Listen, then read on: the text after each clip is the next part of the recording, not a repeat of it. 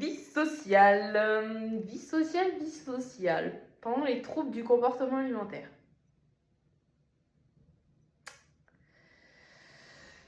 Fouh, c'est compliqué.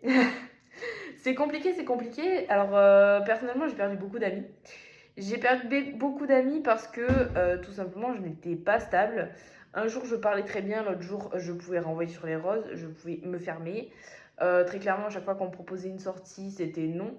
J'ai rendez-vous avec mon lit, j'ai rendez-vous avec ma séance de sport. Non, j'ai pas fait mes pas.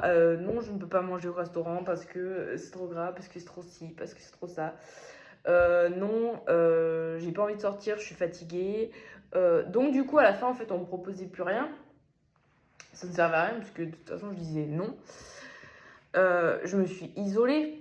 Des fois, je passais des mois et des mois sans donner signe de vie, alors que les personnes étaient toujours là pour moi. Et puis, à force, en fait, mes amis se sont épuisés à être toujours là pour moi, puisque ils étaient là, ils étaient là, ils étaient là, mais en fait, ils ne me voyaient pas m'en sortir. Et ils comprenaient pas. Ils comprenaient pas pourquoi est-ce que je m'en sortais pas. J'avais tout pour être heureuse, mais pourquoi je ne m'en sortais pas. Pourquoi est-ce que je retombais. Pourquoi est-ce que je retournais à l'hôpital, alors que, voilà. Il y a beaucoup que j'ai déçu. Après, un tri s'est opéré. Forcément. Je sais qu'il y en a qui aussi sont là, mais la maladie n'est jamais abordée. Et ça, je trouve ça bien. Parce que voilà, en fait, dans mes relations amicales, en fait, j'ai toujours voulu essayer de cacher un peu ma maladie. Et c'est d'ailleurs pour ça que je m'isolais à chaque fois que je voyais que j'allais mal. Parce que je ne voulais pas faire souffrir mes amis qui souffraient déjà de me voir mal.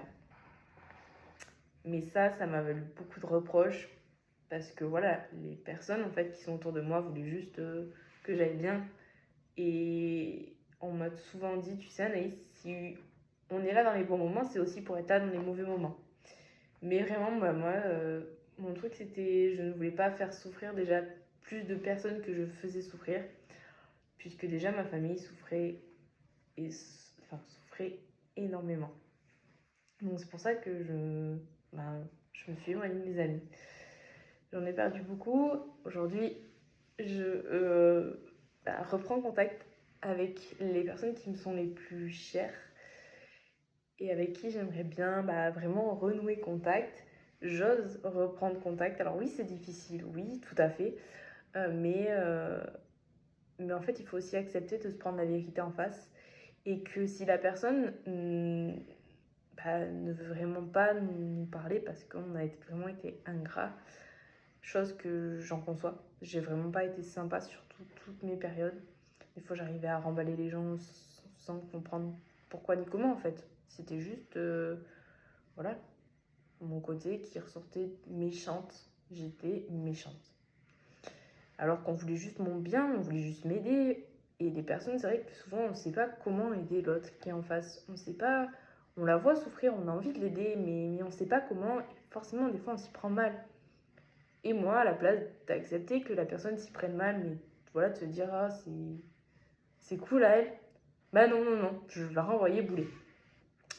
Donc, donc là, aujourd'hui, voilà, je tente de renouer et le fait que je sois différente, que je sois stable, que j'ai pris conscience des choses, que je reprenne confiance en moi, que je retrouve goût à la vie, et ça change